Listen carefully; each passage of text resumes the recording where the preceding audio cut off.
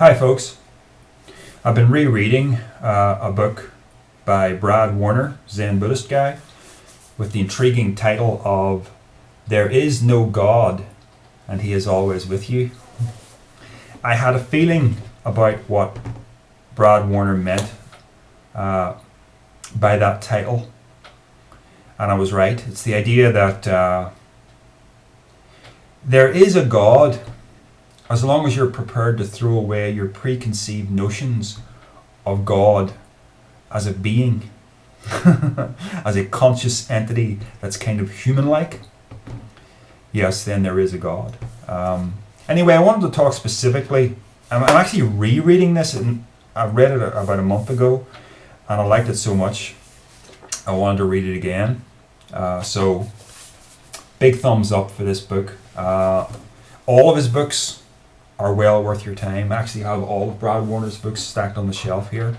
This is his latest one. Well worth a read. But he has a chapter called Enlightenment Porn. And that's what I wanted to talk about, because I think that is a really excellent term. And I want to talk about it. I want to talk about what he means by this, just in my own words. Because I think it's a term worth remembering, and it will help you stay out of certain spiritual pitfalls. Enlightenment porn is this... Well, first of all, if you think about what real porn is, it shows you all this superheated sex that you're never going to have. You know? It tempts you and it titillates you with these... sensual pleasures that will never be yours. And it leaves you with that. Know what I mean? So, enlightenment porn, that's when you get these characters who like to pretend to you that they're on some other plane of existence, that they've attained a special state of consciousness. And wouldn't you like to be like me? You know, these people who create an impression that they'd never get angry about anything, or they'd never really do anything wrong, or, they're just these, it's almost like, I suppose, what you'd call the Jesus archetype, where they pretend that they're free from all attachment to sensuality. The world holds no attraction for them, and they've attained a kind of perfect serenity that they're trying to make you believe they've got and that you can have for a certain fee, perhaps, or maybe just if you give them enough attention and inflate their ego. These are the sorts of teachers that have a story to tell about a special experience that they have. And I got to be careful here because I have my own stories to tell about experiences, spiritual experiences that I have had. And I really don't want these to be enlightenment porn in that sense. See, the thing about it is, the reality of the situation is that this is all phony.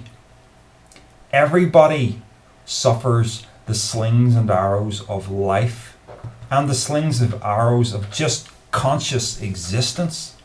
I do. In fact, I would say over the last year or two, I haven't felt as at ease with myself in here as I did, say, around 2008 to 2011 maybe. 2008, you see, was when I started down this road, when I rejected Christianity and started getting to grips with non-duality, for want of a better word.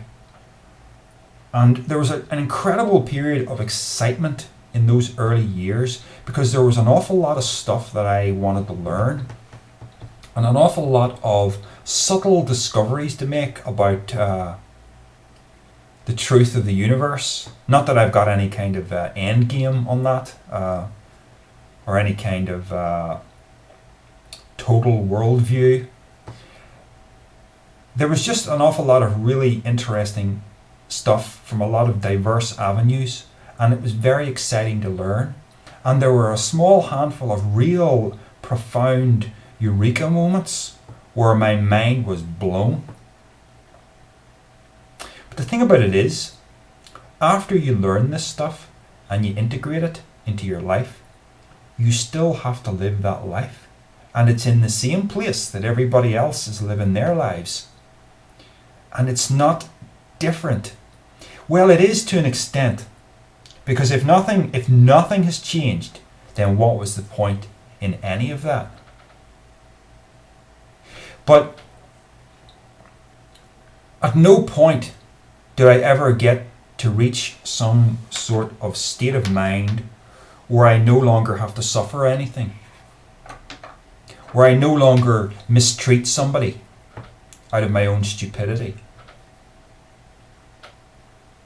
That's the human drama, you know? So think about, I don't know what particular teacher you might be. I'm thinking about Eckhart Tolle and the way he presents himself. That's Enlightenment porn. Anybody who does that sort of stuff, it's all Enlightenment porn.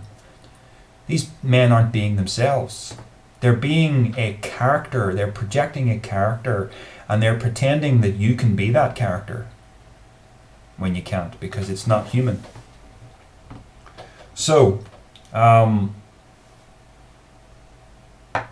best way that I can describe enlightenment, a word that I don't like really, but if I were pressed to give it some sort of definition, well, there's a couple of ways I could tackle this. Anthony DeMello made a good statement one time. He said, enlightenment is absolute cooperation with the inevitable. In other words, it's being a realist about life, not sugarcoating anything. But you could also define it perhaps as the point when seeking stops. What I mean by that is, you start off realizing that there's somewhere you think you have to get to as a kind of spiritual seeker. There's some profound truth you have to realize, and then you'll have made it. So you go on some kind of quest to read all sorts of esoteric books and maybe do some sort of meditation practice. And there is progress.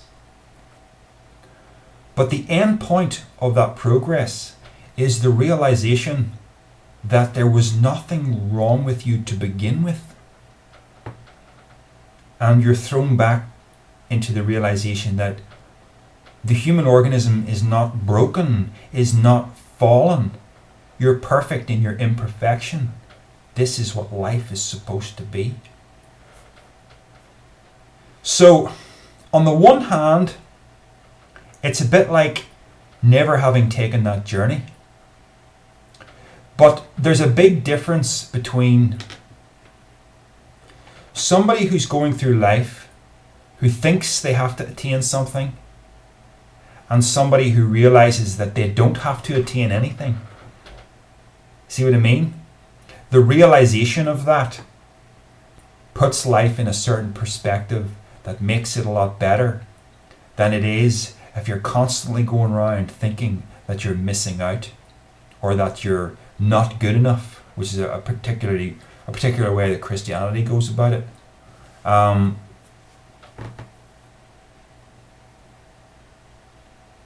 I had the most profound point in my life, and here's a nice little piece of enlightenment porn for you, all right? And I've talked about this before. There was one time where I was riding my bicycle in the evening. This goes back to about 2009, 2010. I was trying to work out something to do with time. This whole thing about every moment being the present moment. And it wasn't quite sitting right with me, and I didn't know how to sort it out intellectually. When I was going along on my bike, and all of a sudden, literally like a bolt from the blue, the pieces just clicked into place, and I understood myself as sitting there or riding there at the center of eternity. I understood in a way that was intellectual, yes, but very hard to put into words. Intuitive also. that every moment was now.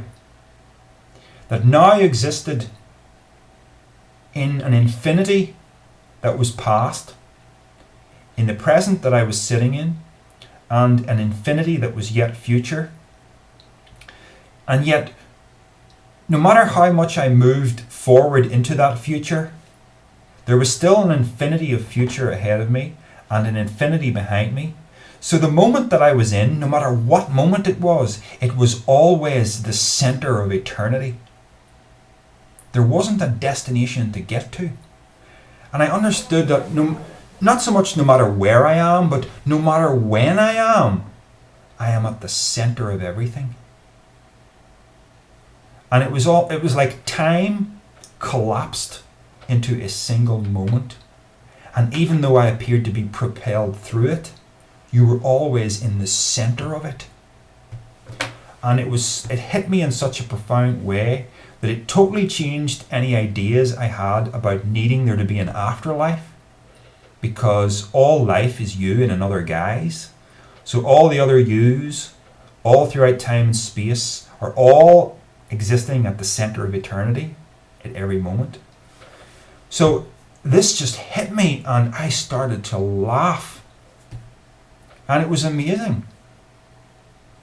Now, I'm saying those words, I'm articulating what I felt, but I'm not feeling that same sense of excitement about that.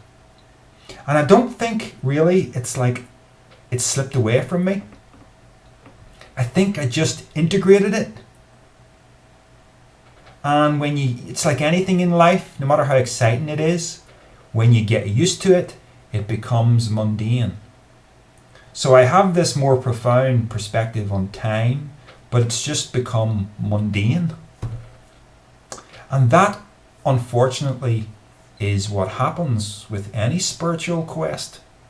When you get there, it's exciting, and then it becomes ordinary. But the important thing to do then is not to seek the next profound insight, because that's kind of just like becoming a spirituality addict, where you're always looking for an emotional high. The trick is really, for me at least, this is the way I look at it. I compare myself now with the understanding I have, and I compare myself to the understanding that I had in the past as a Christian, where life was a kind of a masochistic guilt trip, where God was all, I'm so disappointed in you, and you were trying to make yourself holy. I wasn't in a good place, and then I also had an atheist phase where life seemed really meaningless. That wasn't good either.